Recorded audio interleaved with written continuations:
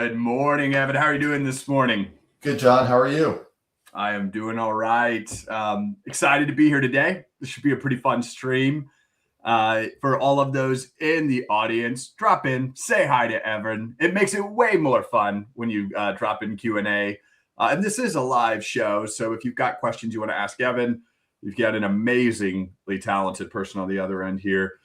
Just some housekeeping items before we get started, Evan. This is, I think we're at like stream 60 or so. So many people maybe already know the rules, but we're going to jump in. We're going to start with your story, Evan. I don't want the elevator pitch. I want the 3 to 5 minute Evan story. Sure. I want to get to know who you are on the other side. We're going to talk through what next-gen IT operation or next-gen operations look like, why the data matters to those next-gen operations. And at the end, we're going to recap with some steps on getting there. And so if you're in the audience and you want to take us in a whole different direction, go for it. Would love to have your conversation. But let's fire off. Most people know me, Evan. If they jumping on my show, maybe they don't know you. So give us an introduction and tell us your story. Yeah, thanks, John. And, great to be here. I love the intro music, by the way. It's fantastic. I know, it's like a fun jingle. It pumped up. I was bopping a little bit. I know, I do too. Every show, 60 in, I get excited every time. And sorry, my camera's a little out of focus, but hopefully that will figure itself out in a few minutes. It'll work itself out. So I'll start, I guess, a little bit like 35 years ago, how I got into the industry. And I started as an MSP. And, I was graduating from Hofstra University. I had been working at Ticketmaster for a number of years. And some of the people at the university knew me and knew that I worked at Ticketmaster. So they came to me and said, hey, would you mind helping us with a project and put in computerized ticketing system into the university? We do everything manually. And I said, sure, no problem. And really knew nothing about tech, and probably, I'm a little better today after 35 years. And, so I said yes. And I called up one of my best friends from who's going to University of Michigan. He was a tech, computer science major. And we brought in all these companies and we selected one. And the provost calls me and says, great job. We'd love to have you support the system. And I said, I don't want to work for the school, and that's not really a future for me. I don't see it.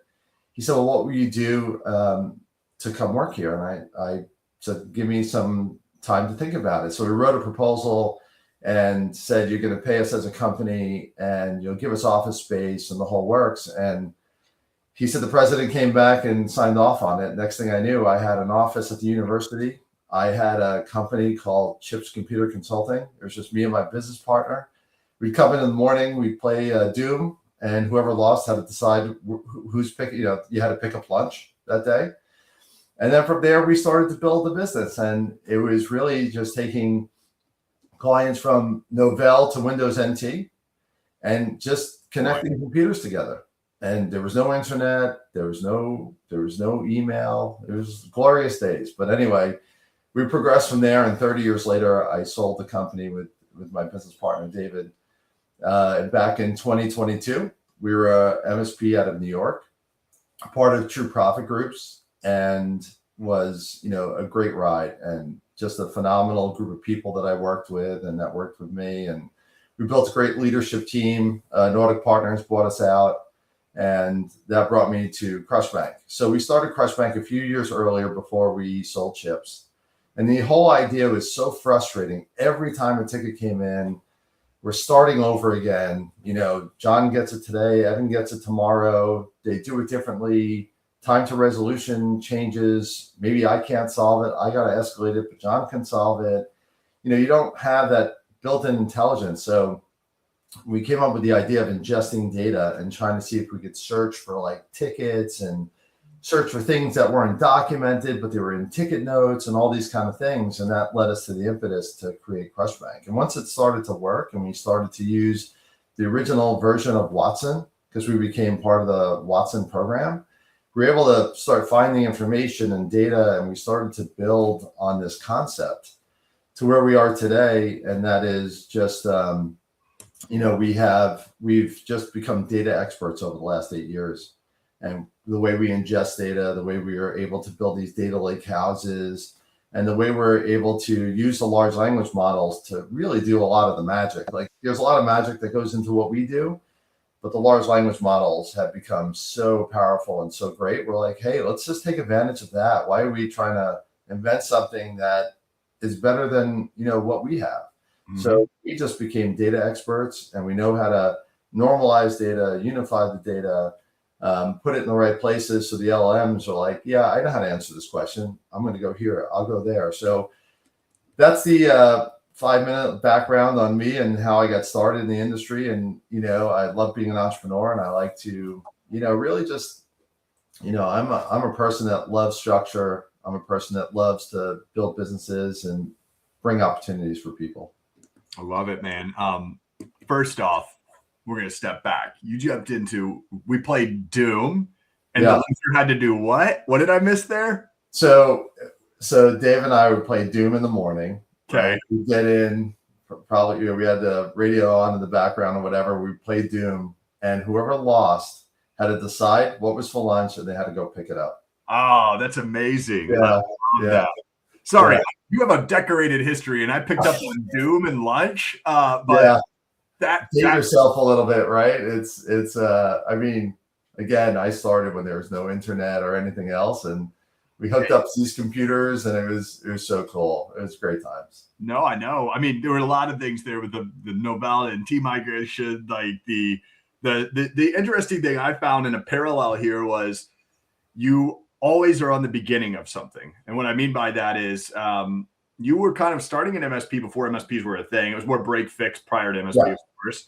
But you were at the beginning of that curve when that kind of started. You were kind of in the beginning of that era. Same with CrushBank. Like using IBM Watson before LLMs is like gives you, when people call themselves AI experts, I think you actually get to defend that statement, because I think expertise requires something like 5,000 hours or whatever the number is these days. That's So actually, it was 10,000. Now AI sped it up to 5,000. I think. Yeah, now AI's made it 1 hour, right? Now everybody's living on the tip of Dunning-Kruger. Yeah, the Dunning-Kruger curve is where we all live these days. So it is funny because I have to give credit to David too, because he's really just so innovative on the tech side. And I always can smell a wave. So together it makes us really, kind of powerful. And, I look at the industry, especially MSP and the IT industry, as it changes like every 5 years, right? So one advantage we had, even though we were kids, we were 23 years old when we started, was that everyone was dealing with mainframes and other things. And they were trying to like figure out the new wave of what was coming on with Novell and T. And we were able to actually win business because that's all we knew, right? And we just had a different business model.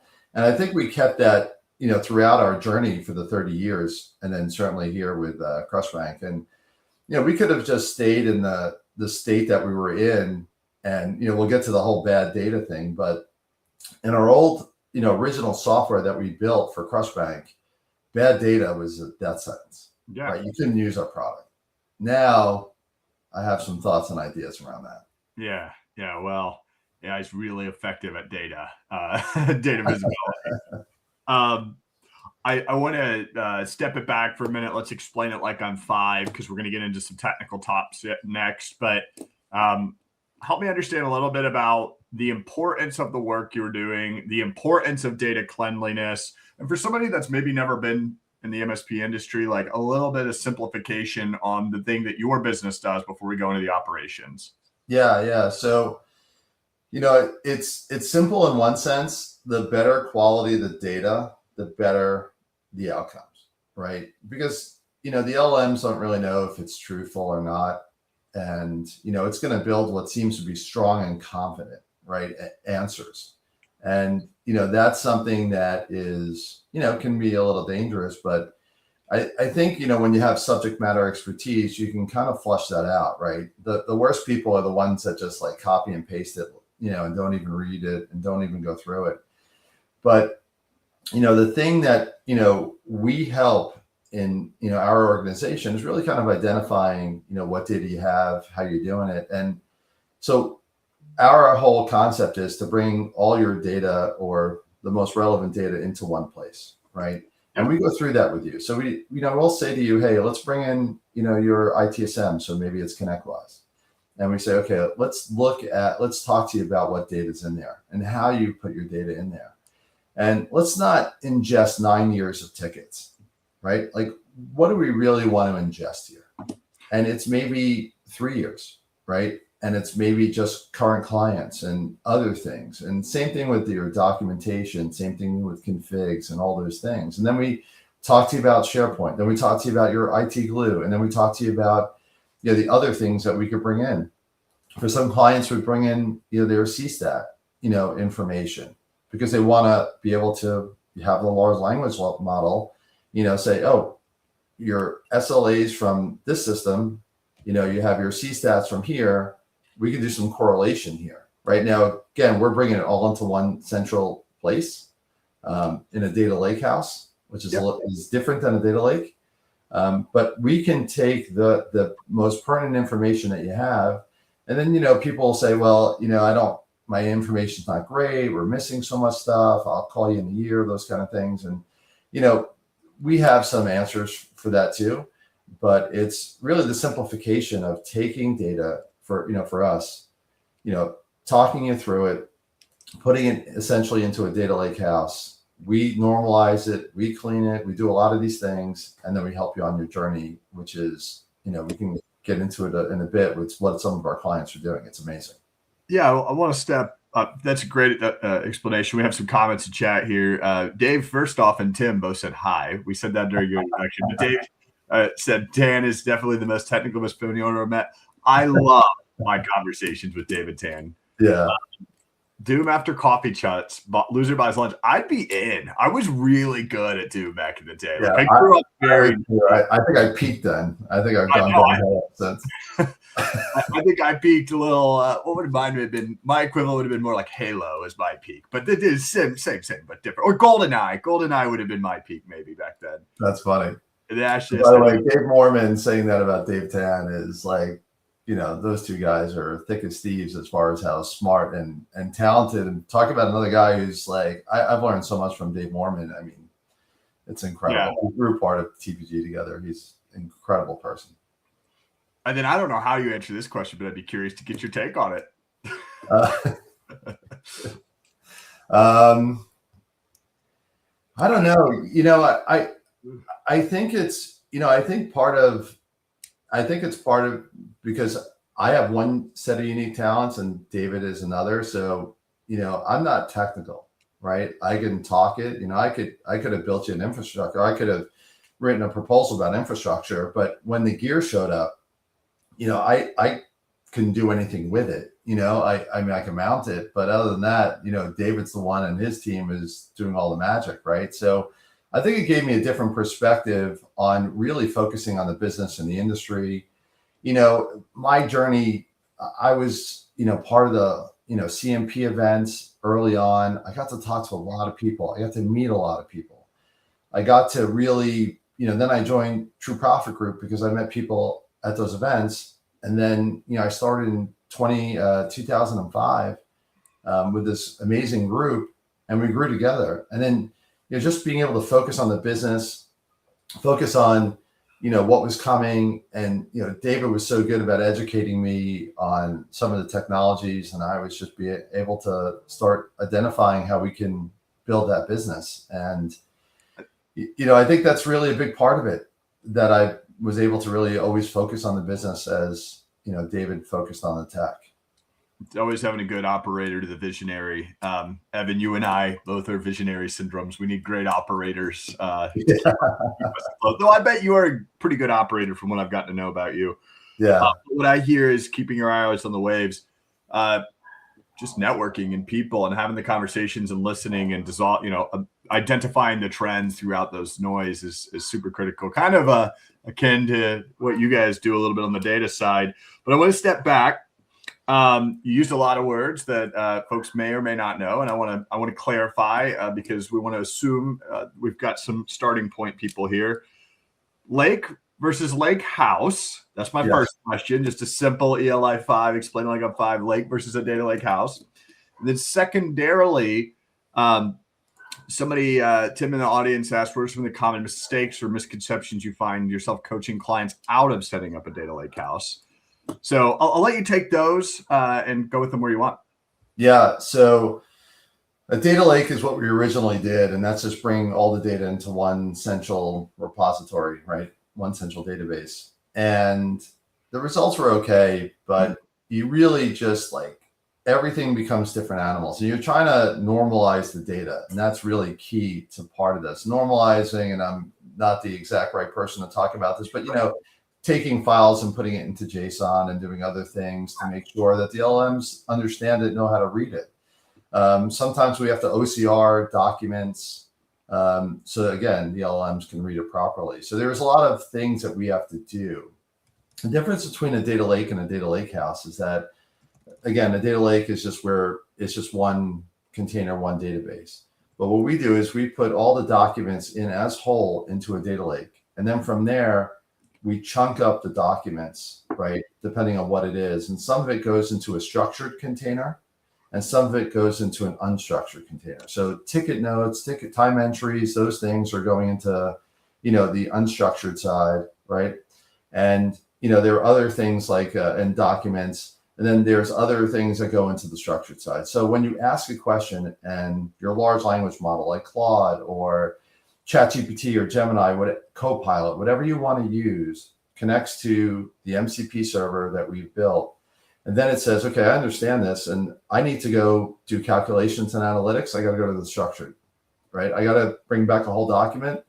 I'm going to go to the data lakehouse. I got to bring back, a question about time entries. Tell me about, John, how, many hours did you put in last week, right? I got to go to the unstructured side. So that's the difference, the key difference between, someone who says, I got a data lake and I'm going to put all this stuff in there. They don't really understand how this all works. And, this has all changed on the fly in the last like 6-7 months ish. I hate to do that, but that's really, and that's why we're really data experts on this stuff. And we know how to chunk the data, we know where to put it, and we know how to have the LLMs access the best. Yeah, I love it. I recognize that there's a lot here and we're jumping all over, but I think it's helpful to kind of level set for some folks, especially. I think one thing I want to get for the audience here, you've worked with lots of clients, you've worked with data consolidation or normalization and migration. Well, I wouldn't even call it migration, but data normalization and centralization is probably the better term here. And you've worked with clients with a probably disarray of data and a very organized set of data. Yes. Walk me through a customer, not a CrushBank pitch here, but like walk me through a customer conversation where they want to be able to establish a data lakehouse in a year. Maybe they want to work with you in a year. What do they need to be doing now to be able to be ready to be working with you in a year so that they can actually access some of the benefits of centralized data with AI? Yeah, so I'm going to answer that in two parts.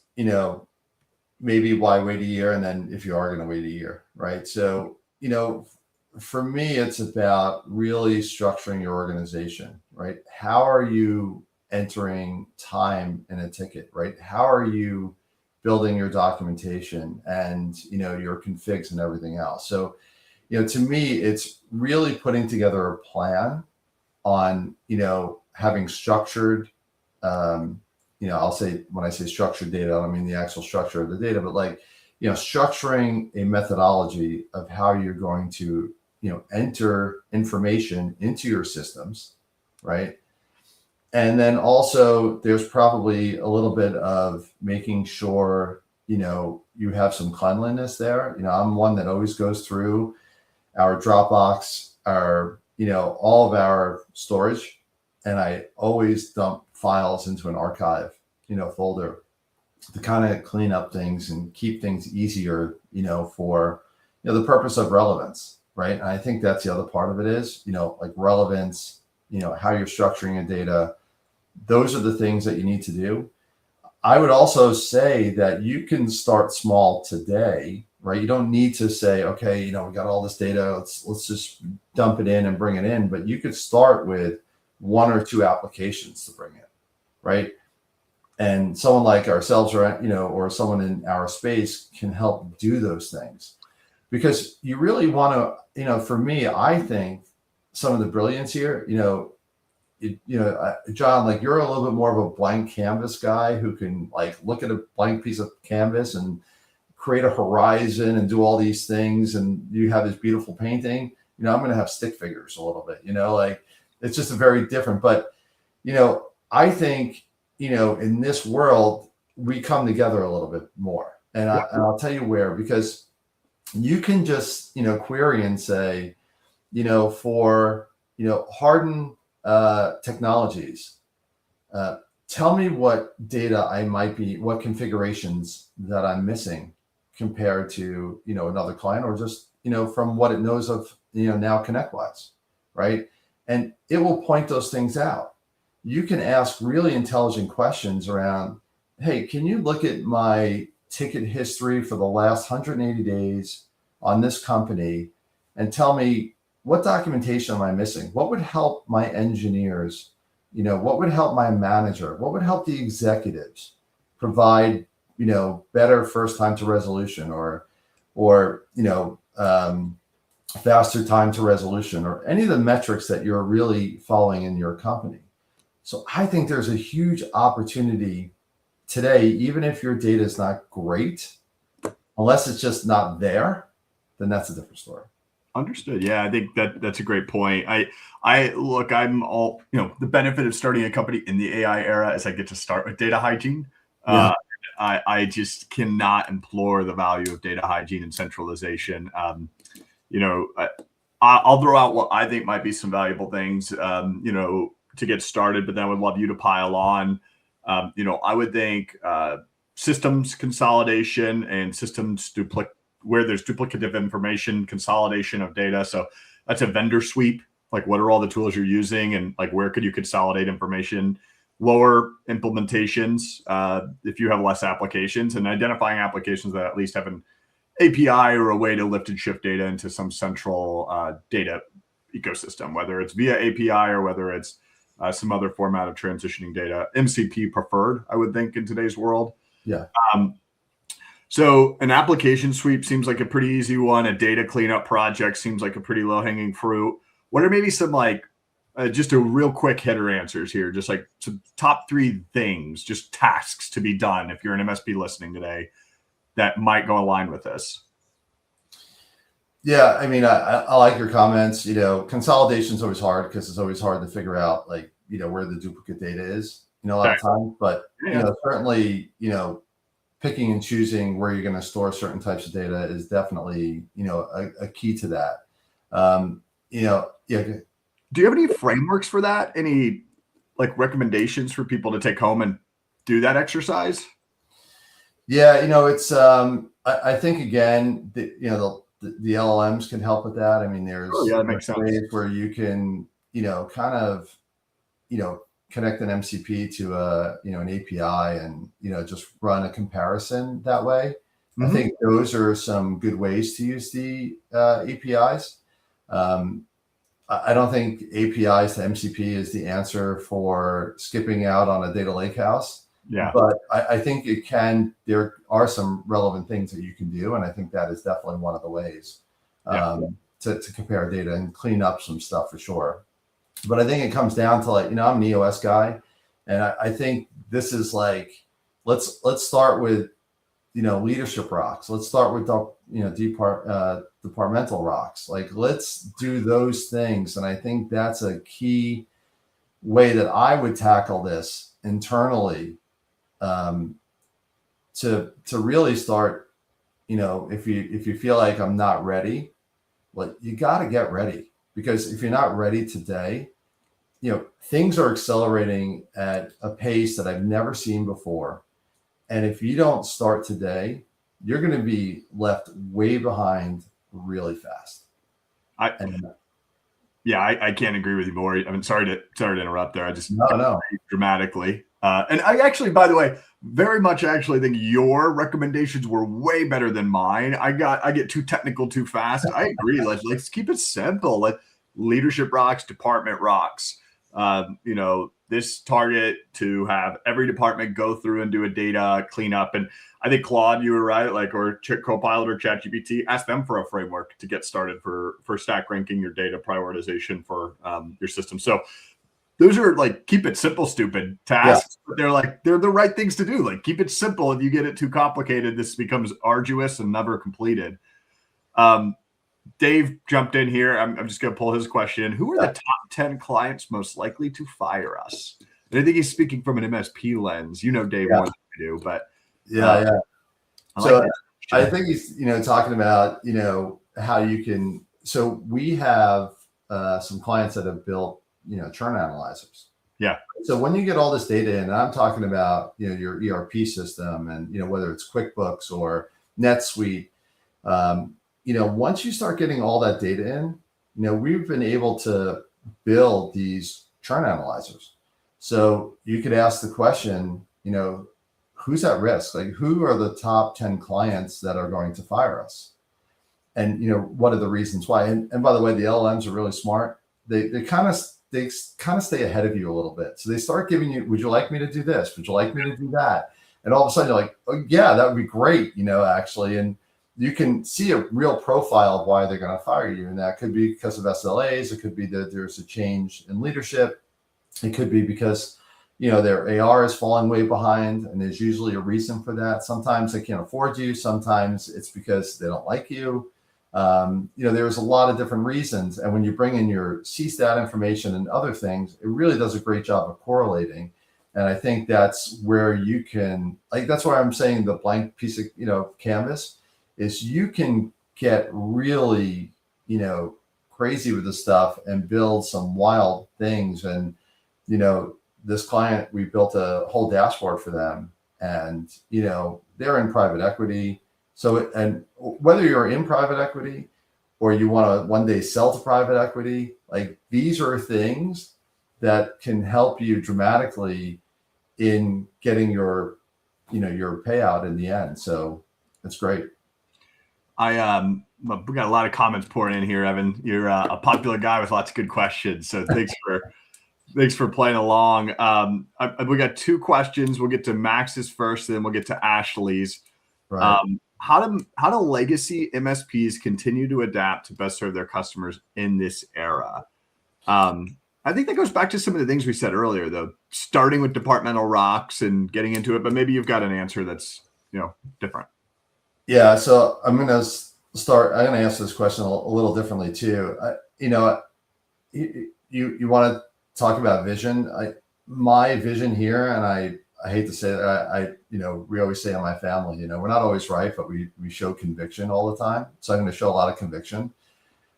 I think this is where, like, the project revenues dried up, right? There are just a lot of things that are changing right now. And I think this is the next wave of how MSPs are going to engage with their clients, right? You need to understand the data, curve here, because your clients don't understand it. Like, some of my, old clients, and they're asking me about this stuff. And, you as MSPs need to engage with them in this way to understand how they can do the same things. Like, although we're a little MSP focused, we've worked with other companies that, aren't MSP, and it's really the same stuff that we're doing. But if you're, like, part of it is education, and really part of it is using the stuff, right? Like, when you start using it, you start to understand it a lot better. And again, it becomes to what we said before, you got to track your metrics, right? You got to track your scorecards. If you're going to implement this stuff, is everyone using it? How are they using it, right? It's maybe sitting over the shoulder of someone to see how they're using it and how they're engaging with it. And then it's, continually building on top of that in order to, change the focus and change the mindset of people, right? We're not looking to replace you.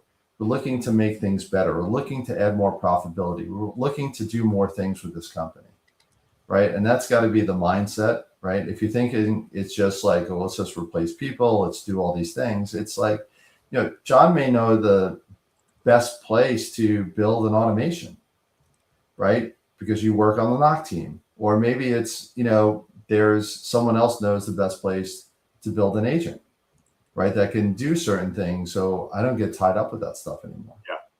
So like that's really the way I would start, building on this. Yeah, and I think I was pulling up Ashley's comment here and starting to take some notes. I wanted to get into, I think she said, speaking of churn, what about QBR prep running, QBRs and follow-up? It's like I planted these questions. Answer that. I've got a question, so let's go with that one. But give us some. We've done this. This is what's really funny. Yeah. No, I just kind of felt like a freebie, but do me a favor. Don't take the layup. Take the layup and then answer. If this feels like a layup, what are all the other layups? Like, just rattle off for people who are thinking, like, well, what are some use cases? So answer this one and then give us a couple more layups. Once you finally get the data consolidation. So this one, absolutely, and so the question that, I first originally asked was, I have a meeting this Wednesday with this client, and, I'd like to, I want to be prepared for it. So this is kind of QBR-ish, but you get the idea. I want to know in the last 90 days, how are our SLAs? I want to know who are the best performers on their tickets. I want to know, I'm a little removed from the whole vCIO thing a little bit, but, I asked all these questions that a vCIO should really ask, right? So the great other thing here is you could build prompts inside your company that all the vCIOs can use, right? So those are things that, you can create a prompt library. So that's another powerful thing you can do, whether it's in your EOS meetings or some other place. It's like these departments and these managers need to start thinking this way. How do I start building prompts for my vCIOs? And when you start doing that, and when we put in this prompt, it just started to build, everything from the tech stack, the client services. It showed any proposals that were out there, which ones were signed off on, which ones weren't, what the needs were from the ones that weren't signed off on. We also, and this is a huge hole, like talking about layups, like projects drove me crazy because we tried keeping projects outside of ConnectWise. We had them inside of ConnectWise. I could never get a straight answer from my team of where we are with projects. And, it also will tell you, all the projects that are in place right now for this client. And by the way, are they on budget? Are they on time? When was the last time someone put in information? So it really can build you, whether it's a QBR or that next meeting. And the thing I hated the most is when a client called me. I'm like, well, why is John calling me? He wants to speak to me. So I'd have to rally everyone. I pull the vCIO in, I pull the service manager in, I'm like, are there any issues? Like, what's going on here?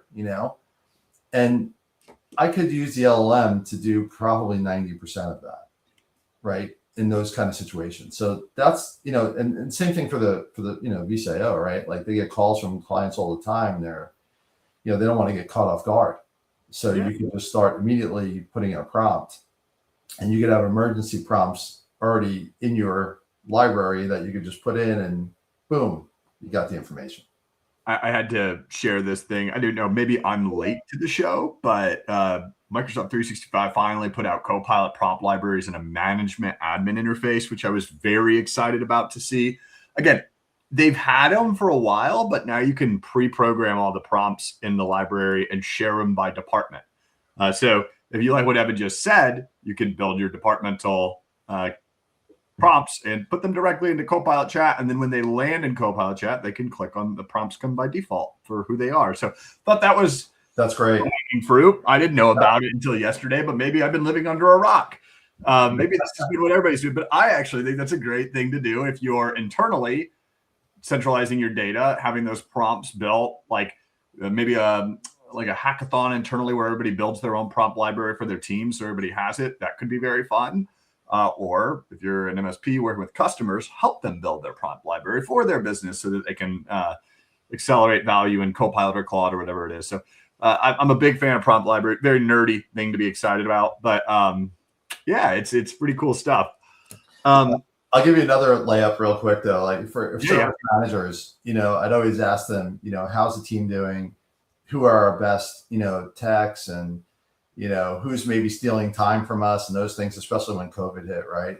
Just here, it's just, again, the service manager could query so much information about their techs and their time entries. Tell me about John's, time card from last week, right? And it'll go in there and it can analyze it because they're like, password reset, has for, 30 minutes when that's really a 5-minute thing, right? So it could pick up, anomalies, or it could pick up information, give you a good overview of those kind of things. It could also just say, who's my noisiest clients in the last 90 days, right? Or, give me an analysis of how we can make this client, more happy, or what documentation could we build? Like there's so much you can do, and every person's going to have a different perspective that they can use their experience to be able to query your data and really just start building. What we've all really tried to do is a well-behaved MSP with well-behaved clients. And, it's so hard with the turnover that everyone's experienced in the last 10 years and the outsourcing and those kind of things.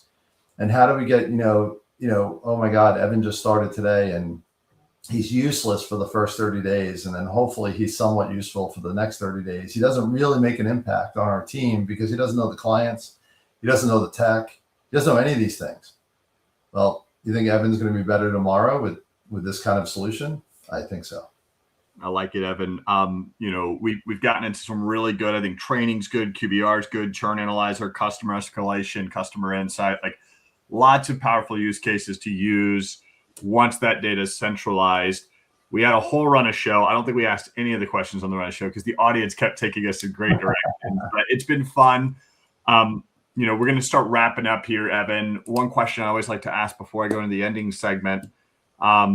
What is a question I didn't get to ask today that you were thinking we would talk about? I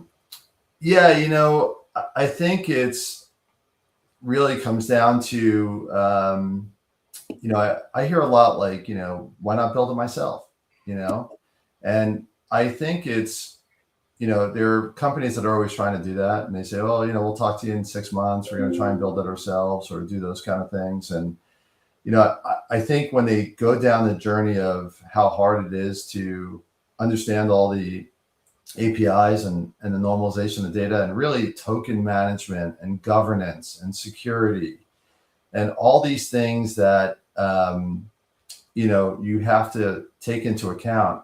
It's the same reason why don't all your clients just handle IT internally? It's really the same kind of concept. Well, are they going to build a knock team? Do they have the expertise in backups and AV and cybersecurity and help desk support and all these other things? You can't just hire a person that knows all those things. You can't just say to your database guy, take over my infrastructure. They don't really understand it. You can't take a database person and say, take over my AI, right? And those kind of things. Trust me, they think they know what they're doing. They really don't.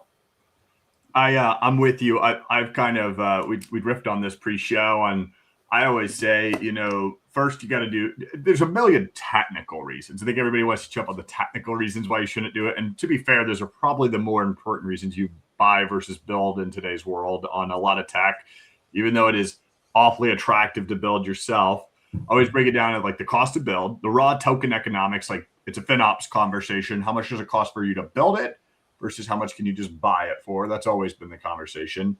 Then I always say the cost of standing still, because when you build it, it is there. And if you replicated something or you built it to a certain degree, it is not going to change in the next 12 months unless you continue to maintain it.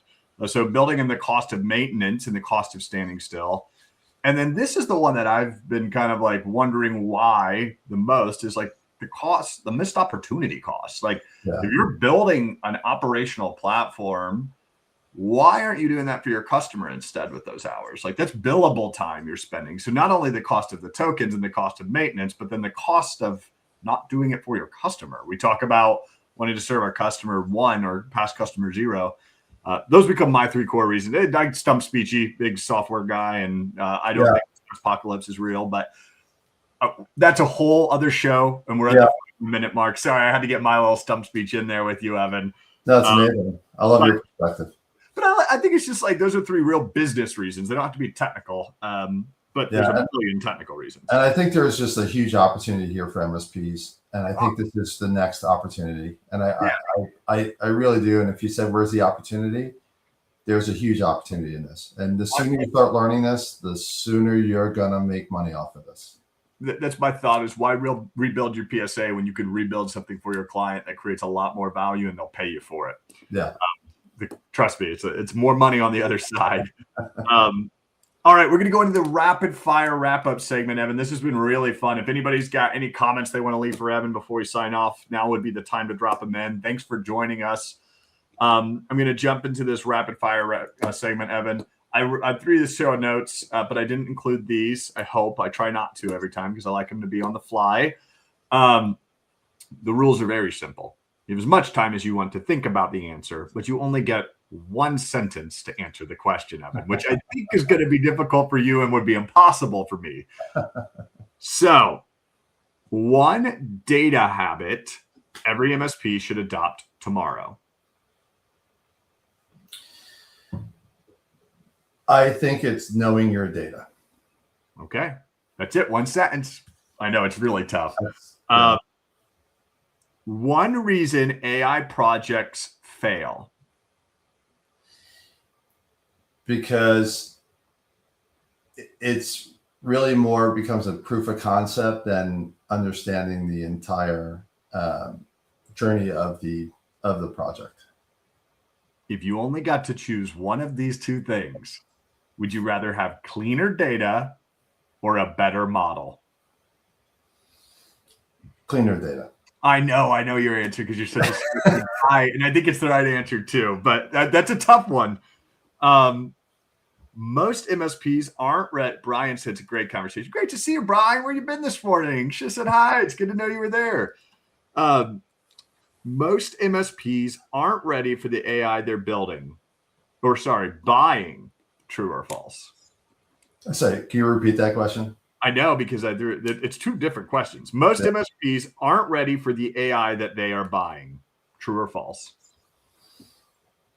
I would say true. I would say true. Will data quality become a competitive moat or table stakes in the next 2 years? Oh, I think it's competitive moat for sure. I think so too. I do think it eventually becomes table stakes, but right now it's a competitive note for sure. Yes. All right. Final question in our sign off here, Evan, before we really go. There's like 3 wrap up segments. Finish this sentence. Your AI is only good as your data. I know, gosh, that was just like I don't know how I could have given you an easier one for that one, Evan. But, That's true. It's pretty easy. Yeah, that might just be your tagline over there, man. Your AI is only as good as your data. Like, that feels good. Yeah. Did we just come up with a GTM campaign? All right. Anyway, Evan, it's fun. It's always fun to be on Coffee Chats. Brian, Ashley, Max, Dave, Tim, everybody that joined us this morning that didn't say hi, it's great to see you here on Coffee Chats. The very, very last thing on the ending segments that never end is the shameless plug. I'm always appreciative, Evan, of you taking the time to join on the show. So sign us off with why they should get a hold of you, how they should get a hold of you, and anything else you want here as we wrap up. Yeah, look, I'm always willing to give back, and anyone who's got questions about this stuff, please reach out. It's not a sales pitch. I have people that do that kind of stuff. But Evan at CrushBank.com is how to get in touch with me. Love talking about this subject. Obviously know MSPs very well. I'm always at trade shows and other events. So come seek me out. But, really it is all about your data. And I'd love to share some tips and tricks. And if you really want to get started, more than happy to help. So, not a big sales pitch, but just some honest way that I've run my whole life, my whole business, and what I do in this world. I love it. Well, Daniel signed us off. Thank you, gents. Great convo. Thank you, Evan. A great convo. We will see you on the road here soon, Evan. Thank you so much for joining us. Everybody, have a great morning. Cheers.